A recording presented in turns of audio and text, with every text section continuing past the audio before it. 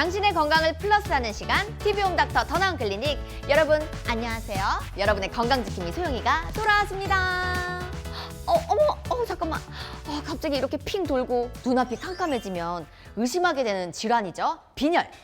발생 원인과 진단 방법 선생님과 이야기 나눠보도록 할게요.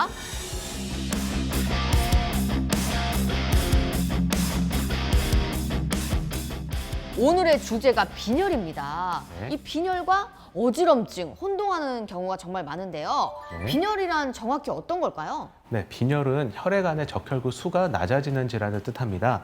적혈구 안에는 헤모글로빈이라는 단백질이 존재하는데 이 헤모글로빈은 폐에서 교환된 산소를 신체 조직으로 전달하는 역할을 합니다. 따라서 적혈구가 감소된다면 신체 조직으로 전달되는 산소 공급이 충분하지 않아 증상이 발생하게 됩니다. 산소 공급이 부족해서 생기는 거군요. 네. 그렇다면 이 빈혈의 원인, 적혈구 수치는 왜 낮아지는 걸까요? 네, 빈혈의 원인은 크게 세 가지로 나눠볼 수가 있습니다. 출혈 등과 같은 혈액 손실이라든가 적혈구 생성이 이상이 있다든가 과도한 적혈구 파괴 등으로 나누어 볼 수 있습니다. 먼저 혈액 손실은 출혈로 인한 부상이나 수술, 위장관 출혈, 그다음에 오랜 생리 등으로 인한 만성 출혈도 있습니다. 이러한 출혈들이 우리가 일상생활에서 흔히 보는 빈혈의 원인입니다.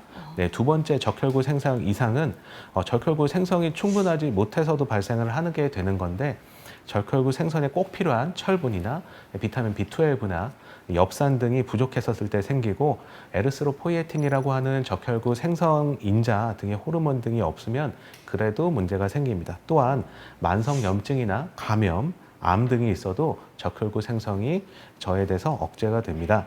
적혈구는 대략 120일 정도 생존하게 되는데 골수나 비장, 간에서 수명이 임박한 적혈구를 감지해서 파괴를 합니다. 다만 적혈구 자체에 장애가 있다거나 아니면 적혈구 파괴를 유발하는 다른 장애가 있다면 파괴량보다 생성량이 적어지면서 빈혈이 다시 생깁니다.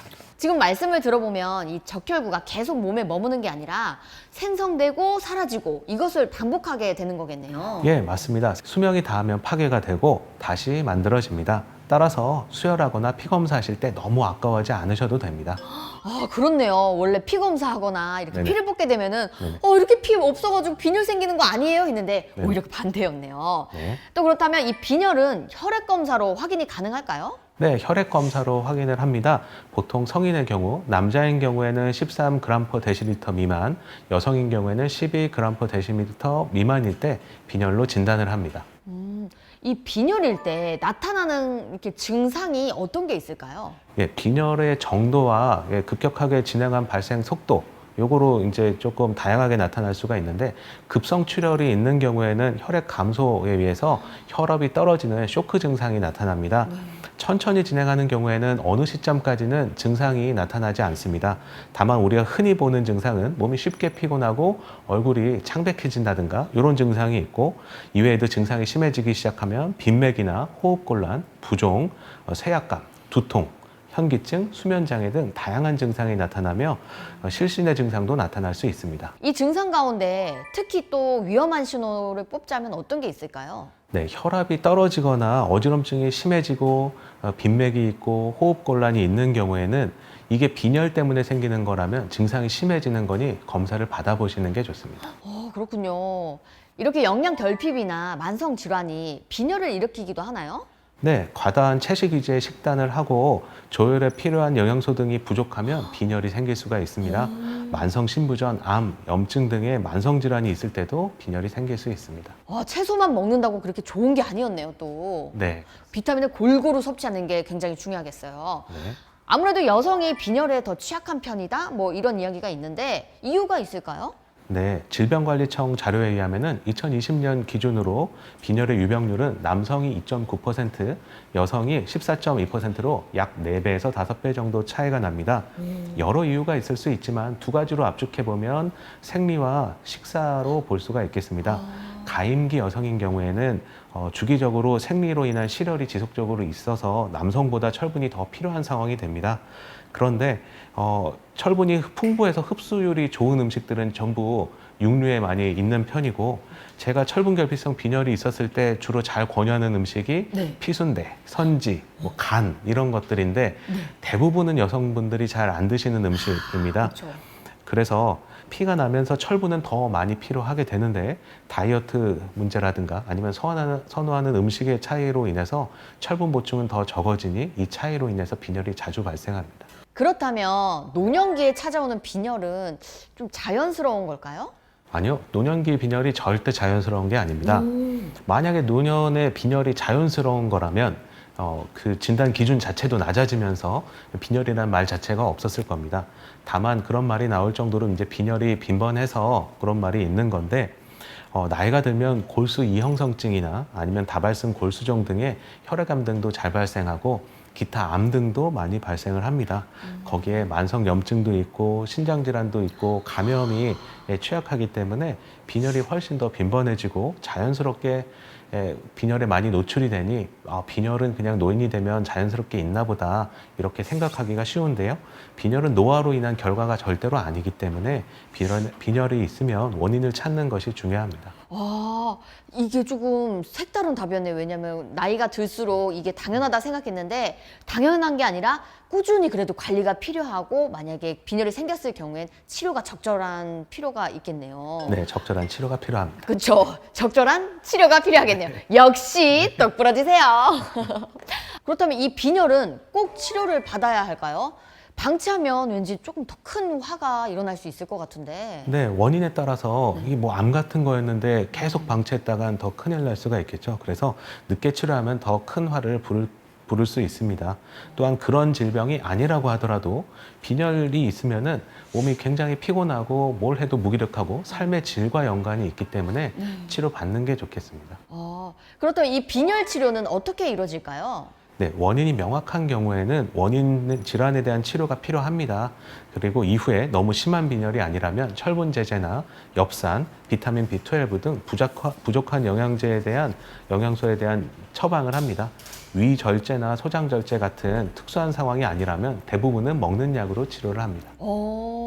그렇다면 많이 드시는 엽산, 철분제 같은 약물은 빈혈과 또 어떤 관련이 있을까요? 이걸 꼭 자주 섭취해 주는 게 좋다는 이야기를 많이 들었거든요. 뭐든 과하면 나쁘듯이 이게 빈혈이 없었을 때는 섭취를 반드시 더 챙겨서 하셔야 될 필요는 없지만 빈혈의 원인이 이제 결핍으로 나타난 경우에는 반드시 보충을 해줘야 문제가 안 생기고 결핍이 아니라고 하더라도 그 다른 원인의 빈혈이 있었을 때 조혈작용을 좀 좋게 하기 위해서 약간 보충을 해주는 것이 필요합니다. 다만 빈혈이 전혀 없는데 그런 영양제를 더 많이 챙겨 드실 필요는 없겠습니다. 그럼 과유불급이 되겠네요. 네. 네. 그렇다면 이렇게 좀 약을 좀 챙겨 드시기 힘들어하시는 분들이 계시잖아요. 네. 이럴 때는 뭐 엽산, 철분 함량이 높은 그런 음식 종류는 혹시 어떤 게 있을까요? 네, 생선이나 육류 등 동물성 식품에서 흡수율이 좋게 음식들이 많이 있습니다. 달걀, 동물의 간, 미역이나 다시마, 굴, 소고기, 선지 등이 도움이 됩니다. 또한 홍차, 녹차, 커피 등에 함유된 탄닌 성분은 철의 흡수를 방해해서 식사 직후에 드신다던가 철분제 직후에 복용하는 것은 좀 피하는 게 좋겠습니다. 제산제의 잦은 복용도 철분 흡수를 저해할 수 있습니다. 와, 이거는 진짜 여러분들께서 꼭 다시 한번 되짚어 봐야 할 사항인 것 같아요. 네. 왜냐면 요즘에 현대인들은 음식 먹고 바로 커피를 먹는 게 네. 습관이 되어 있잖아요. 네네. 근데 그게 흡수를 돕는데 조금 방해가 될 수 있겠군요. 네. 여러분 꼭 기억해 두시길 바라겠습니다. 또 이 빈혈에 붉은색 육류, 소고기가 좋다는 이야기를 많이 들었어요. 네. 그것도 도움이 될까요? 네, 맞습니다. 소고기와 같은 붉은색 육류에는 흡수가 잘 되는 형태의 철분이 많이 있습니다. 그래서 흡수율이 좋아서 대표적으로 빈혈에 좋은 음식입니다. 그렇다면 반대로 오히려 빈혈을 악화시키는 음식이 있다면 어떤 걸까요? 네, 빈혈 자체를 뭐 엄청 악화시키기보다는 이제 철분 흡수를 방해하는 음식들이 여러 개가 있는데 아까 말씀드렸듯이 커피나 차 등에 포함되어 있는 탄닌 성분이나 초콜릿, 콜라, 견과류 등에 포함된 주석산, 맥주나 아이스크림 등의 가공식품에 포함된 식품 첨가제 같은 것들이 철분 흡수를 방해합니다. 따라서 이런 음식을 섭취할 때는 철분이 풍부한 음식과는 따로 섭취하시는 것이 좋습니다. 아, 그렇군요. 오히려 빈혈, 나 빈혈이야 이럴 때 초콜릿이나 사탕을 드시는 분들이 굉장히 많으시거든요. 네, 그건 이제 어지럼증 있었을 때 이제 당 어지럼증. 떨어지는 증상이셨던 것 그렇죠. 같고요. 네. 빈혈과 어지럼증은 확실히 다르니까요. 네. 그렇다면 이렇게 빈혈 환자를 위한 관리 사항이 또 있다고 들었습니다. 어떤 게 있을까요? 네. 일단 만성적인 빈혈이 있으신 경우에 긴 시간을 빈혈의 증상과 같이 보내면서 증상 자체를 잘 못 느끼시는 분들이 있습니다. 네. 이러면 이제 병원에 잘 내원하지 않아서 치료를 안 하시게 되는데 정기적으로 빈혈이 있다 그러시면 잘 치료를 받는 게 좋겠습니다. 빈혈이 심할 때는 누웠다가 갑자기 일어날 때 현기증이 생기면서 실신할 가능성이 있어서 천천히 움직이시고 충분한 수분 섭취와 휴식을 동행하시는 게 좋겠습니다. 빈혈에 좋은 음식을 많이 먹고 나쁜 음식을 피하는 게 당연히 좋겠으나 그보다 먼저 식사를 규칙적으로 드시고 충분한 양을 드시는 게 필요합니다. 빈혈은 대부분 마른 분들한테 많이 있습니다. 따라서 식이를 충분하지 않게 하거나 채식만 드시는 편식이 심하다던가 이런 경우가 좀 많아서 좋은 음식, 나쁜 음식 당연히 그런 걸 더 지켜주시면 좋겠지만 그걸 가리기 전에 식사 자체를 충분히 잘 드시는 게 좋겠습니다.